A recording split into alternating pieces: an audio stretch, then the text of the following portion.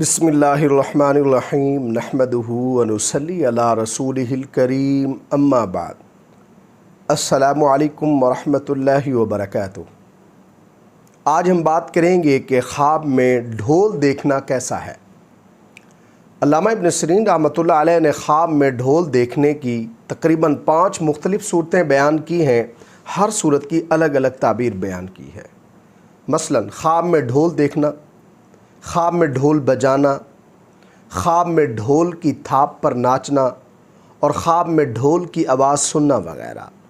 अगर आप भी इन सूरतों में से किसी सूरत की या इनके साथ मिलती जुलती किसी और सूरत की ताबीर जानना चाहते हैं तो इस वीडियो को आखिर तक ज़रूर देखें।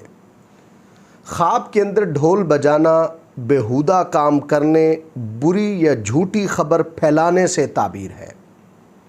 ख्वाब के अंदर ढोल के साथ बांसुरी बजाना और उसकी धुन पर नाचना, ये ख्वाब साहिब ख्वाब के लिए गम और दुख में मुब्तला होने की अलामत है।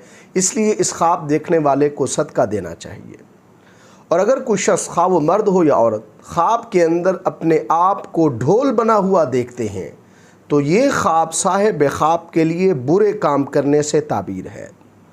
ख्वाब के अंदर किसी हिजड़े को ढोल बजाते हुए देखना, ये ख्वाब साहिब ख्वाब के लिए किसी गीबत करने वाली औरत से वास्ता पड़ने से ताबीर है।